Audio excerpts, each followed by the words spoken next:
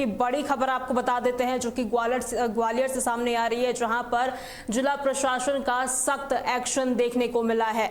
जी हां, सख्त एक्शन यहां पर जिला प्रशासन का देखने को मिला है। जिला प्रशासन ने अब तक 158 लाइसेंस किए गए जितने भी हथियार थे उन्हें सस्पेंड कर दिया गया है और साथ ही आपराधिक घटनाओं को देखते हुए ये फैसला लिया गया है। जिस तरीके से लगातार अपराध बढ़ रहा था उसको लेकर ये कार्रवाई की गई है और साथ ही हथियार के दुरुपयोग पर जिला प्रशासन की सख्ती देखने को मिली है।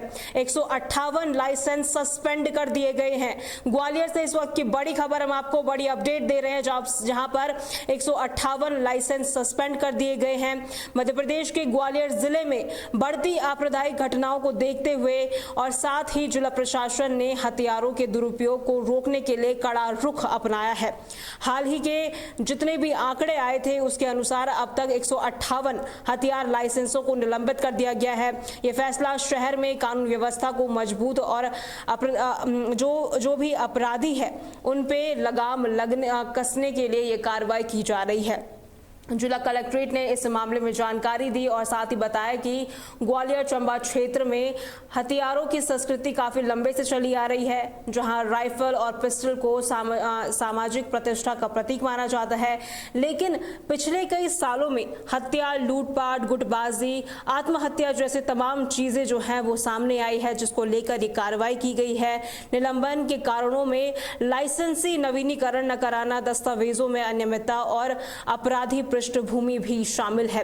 ये बड़ी खबर, बड़ी अपडेट हम आपको दे रहे हैं, जहां पर प्रशासन ने लाइसेंस धारकों को सख्त चेतावनी जारी की है कि किसी भी उल्लंघन पर लाइसेंस स्थायी रूप से रद्द किया जाएगा और ये कार्रवाई की जा रही है। हालांकि जिस तरीके से लगातार अपराध बढ़ रहे हैं उसको लेकर ये कार्रवाई की है। 158 लाइसेंस सस्पेंड कर दिए गए हैं जिनके पास हथियार थे और साथ ही अगर पिछले आंकड़ों की बात करें तो यहाँ पर सबसे ज़्यादा हथियार पाए जाते हैं, जहाँ पर 1 लाख से जो अधिक हथियार है वो चुनावों के दौरान जमा कर दिए जाते हैं। जिला प्रशासन ने अब ऑनलाइन लाइसेंस नवीनीकरण प्रक्रिया को और ज़्यादा सख्त कर दिया गया है, जिसमें बिजली बिल भुगतान को लाइसेंस नवीनीकरण से जोड़ा गया है। इससे न केवल अपराध जो दर है कम होगा बल्कि प्रशासनिक पारदर्शिता भी बढ़ती जाएगी।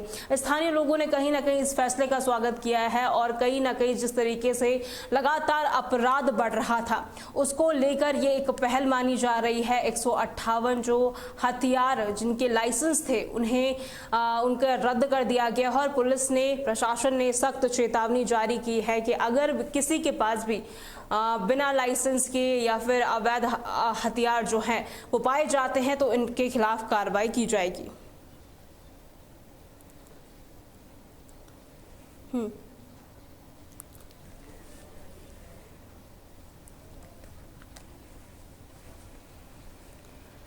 और इसी खबर पर ज्यादा जानकारी के लिए हमारे संवाददाता फोनों से निशांत तिवारी हमारे साथ जुड़ चुके हैं। देखिए, एक बड़ी कार्रवाई निशांत यहाँ पर की गई है। पुलिस ने, जिला प्रशासन ने कार्रवाई की है। 158 जो अवैध हथियार के जो लाइसेंस हैं उन्हें रद्द कर दिया गया है। क्या कुछ अपडेट आपके पास अभी तक है?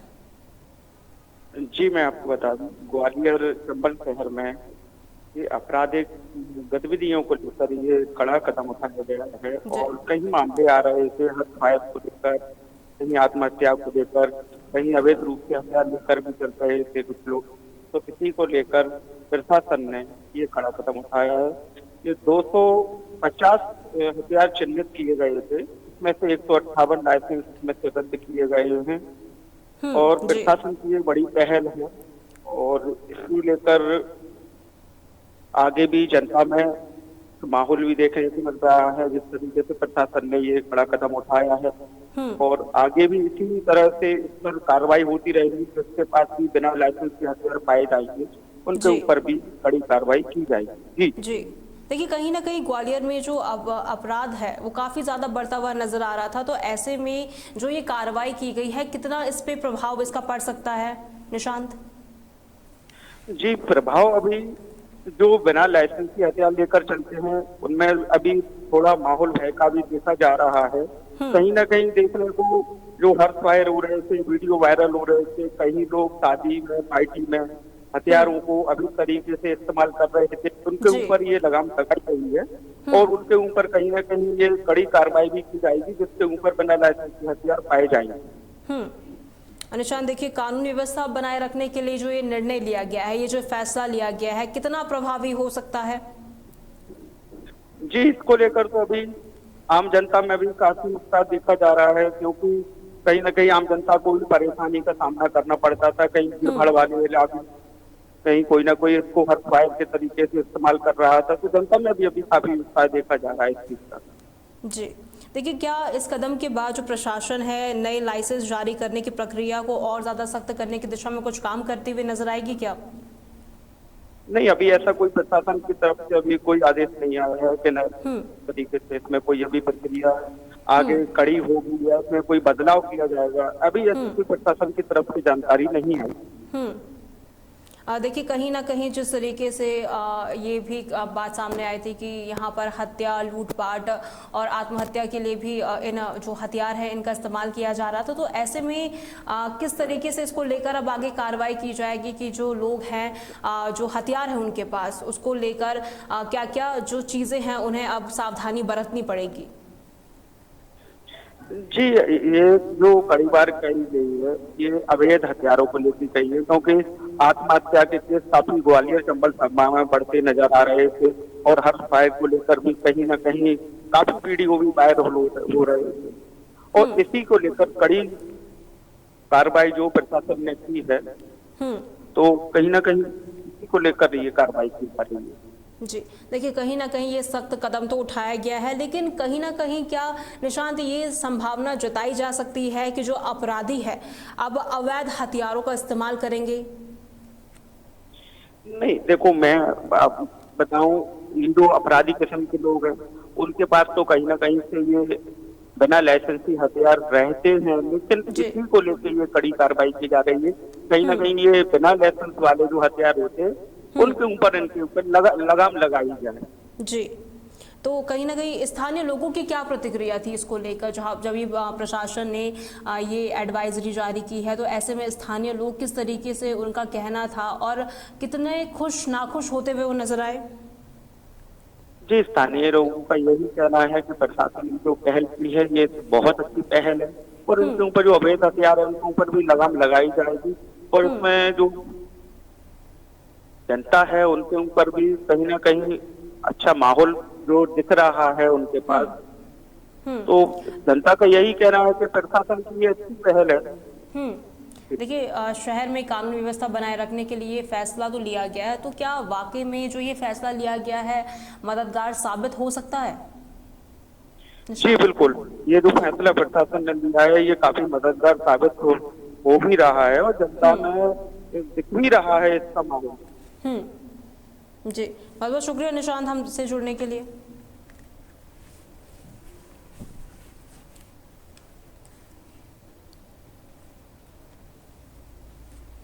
रुड़की की ओर रुक कर लेते हैं, जहां से इस वक्त की बड़ी खबर मिल रही है, जहां पर आईजी गढ़वाल पर अभद्र टिप्पणी को लेकर दलित समाज में काफी आक्रोश होता हुआ नजर आ रहा है। ये बड़ी खबर हम आपको रुड़की से दे रहे हैं, जहां पर आईजी गढ़वाल पर अभद्र टिप्पणी को लेकर दलित समाज में रोष होता हुआ साफ तौर पर नजर आ रहा है। कांग्रेस प्रदेश अध्यक्ष करण महारा ने आईजी पर टिप्पणी की थी, जिसको लेकर जो दलित समाज है काफी ज्यादा आक्रोशित होता हुआ नजर आ रहा है और इसी कड़ी में करण महारा का पुतला भी फूका गया है और यह भी कहा गया है कि 2027 में कांग्रेस को इसका खामियाजा भुगतना पड़ेगा। ये बड़ी खबर हम आपको रुड़की से दे रहे हैं, जहां पर आईजी गढ़वाल पर अभद्र टिप्पणी से दलित समाज में काफी ज्यादा आक्रोश है। हाईवे पर करण महारा का पुतला भी फूका गया है और ये चेतावनी दी गई कि करण महारा को माफी मांगनी पड़ेगी, वरना इसका खामियाजा कांग्रेस को 2027 के विधानसभा चुनाव में भुगतना पड़ेगा।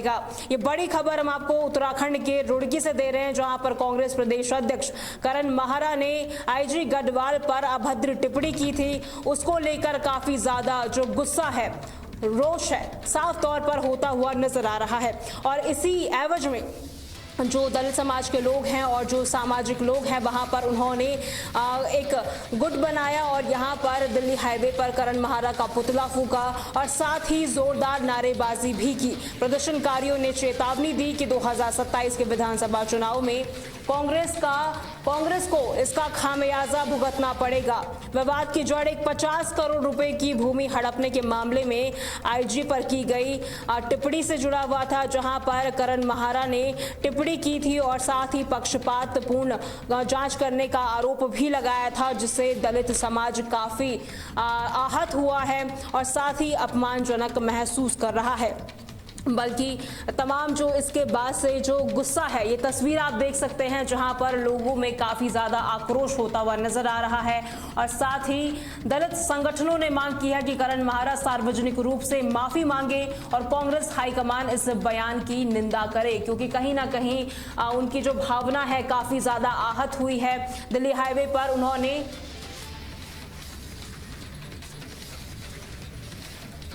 दिल्ली हाईवे पर यहां पर लोगों ने जाम लगा दिया और साथ ही यहां पर काफी ज्यादा गुस्सा भी देखने को मिला है। उन्होंने नारेबाजी की और साथ ही करण महारा का पुतला फूका और जिस तरीके से आक्रोश था, ये तस्वीरें आप देख सकते हैं यहां पर कितना ज्यादा आक्रोश होता हुआ नजर आ रहा है। और उन्होंने साफ तौर पर कहा है कि करण महारा माफी मांगे, नहीं तो ये 2027 में जिस तरीके से चुनाव होगा, विधानसभा का चुनाव होगा, तो यहाँ पर कांग्रेस को इसका खामियाजा भुगतना पड़ेगा। कहीं ना कहीं जिस तरीके से बयानबाजी की गई थी, उस बयानबाजी को लेकर दलित समाज के लोग काफी ज्यादा गुस्से में हैं और तमाम जो सामाजिक कार्यकर्ता हैं उनमें भी ये रौद्र रूप जो है उनका साफ तौर पर होता हुआ नजर आ रहा है। ये तस्वीरें देखकर आप अंदाजा लगा सकते हैं कि कितना गुस्सा यहाँ पर है।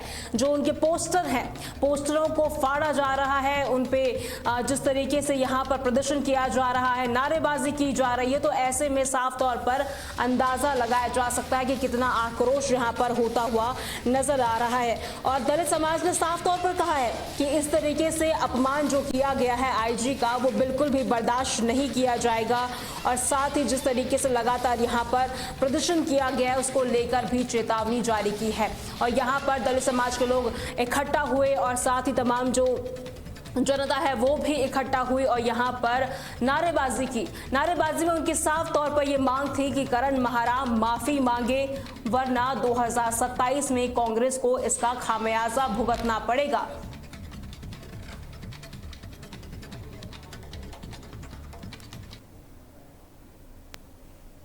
अच्छे पद पर हैं और ये जो करण महारा जी हैं, कांग्रेस के नेता, इन्होंने हमारे अधिकारी के खिलाफ बहुत गलत टिप्पणी की है। इसका संदेश पूरे दलित समाज को बहुत गलत जाएगा और इसका खामियाजा इन करण महारा जी को बहुत ज्यादा उसके सामने इसका जो है बदला हम बहुत अच्छी तरीके से लेना भी जानते हैं।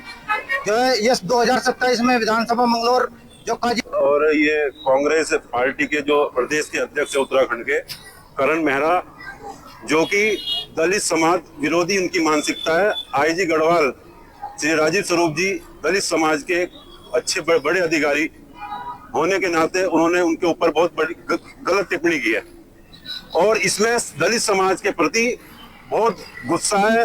इसका खामियाजा 2027 में कांग्रेस को भुगतने को मिलेगा और दलित समाज आज माननीय पुष्कर सिंह धामी जी के कार्यों से, नरेंद्र मोदी जी के कार्यों से दलित समाज पूरा समर्थन में खुश है।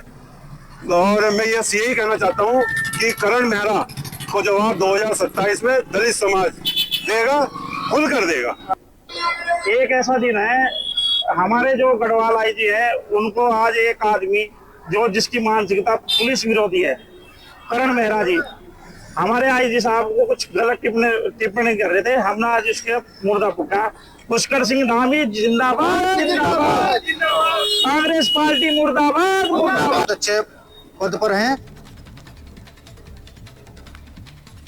वहीं पश्चिमी यूपी में सम्राट मिहिर भोज पर विवाद होता हुआ साफ तौर पर नजर आ रहा है। ये बड़ी खबर हम आपको बता रहे हैं, जहां पर पश्चिमी यूपी में सम्राट मिहिर भोज पर विवाद होता हुआ नजर आ रहा है। सम्राट मिहिर भोज पर ठाकुरों ने दावा किया है, गुर्जर समाज के भी दावे शुरू हो गए हैं और यहां पर विवाद भी बढ़ता हुआ नजर आ रहा है। मेरठ में गुर्जर समाज ने महापंचायत बुलाई है और यहां पर जब पुलिस मौके पर पहुंची तो यहां पर लोगों ने पुलिस पर पथराव भी शुरू किया। ये तस्वीर हम आपको दिखा रहे हैं पश्चिमी यूपी की, जहां पर सम्राट मिहिर भोज पर विवाद होता हुआ शुरू हो गया है।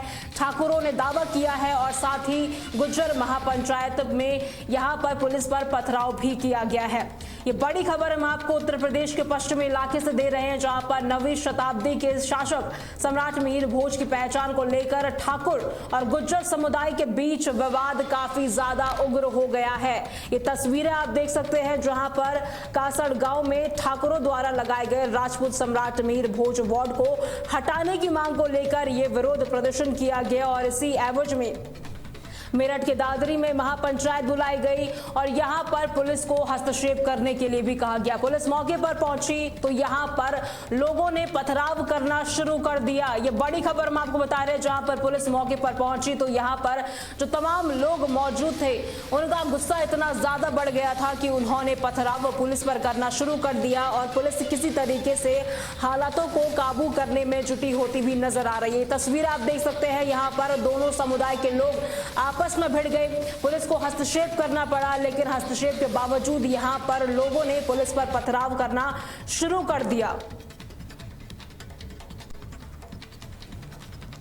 पुलिस ने राष्ट्रीय गुर्जर समाज संघर्ष समिति के राष्ट्रीय अध्यक्ष को भी और साथ ही तमाम जो नेता है उनको हिरासत में लिया है और इसके एवज में यहां पर दोनों पक्षों के अपने अपने दावे हैं। सम्राट मिहिर को लेकर यहां पर दोनों पक्षों में जमकर जो विवाद है वो देखा जा रहा है और कहीं ना कहीं जब पुलिस मौके पर पहुंची तो यहां पर पथराव की घटना भी देखने को मिली है। इन तस्वीरों को देखिए, इन तस्वीरों को देखकर आप अंदाजा लगा सकते हैं कि यहां पर जो दोनों समुदाय के लोग हैं वो यहां पर एक दूसरे पर हावी होते हुए नजर आ रहे हैं। पश्चिमी यूपी में सम्राट मिहिर भोज पर विवाद होता हुआ नजर आ रहा है। सम्राट मिहिर भोज पर ठाकुरों ने अपना दावा किया है, वहीं गुर्जर समाज ने भी अपना दावा किया है, जिसके बाद इसका जो रिजल्ट रहा वो ये रहा कि दोनों के बीच विवाद होना हुआ शुरू हो गया। मेरठ में गुर्जर समाज ने महापंचायत भी बुलाई है। पुलिस के पहुंचने पर लोगों ने पथराव करना शुरू कर दिया है। हालांकि इसके बाद पुलिस ने भी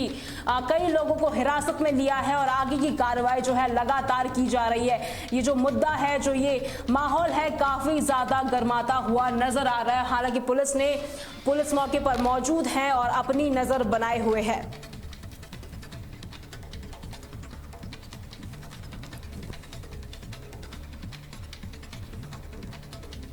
ब्रेकिंग न्यूज में फिलहाल के लिए इतना ही। खबरों के लिए बने रहे तहलका डिजिटल के साथ।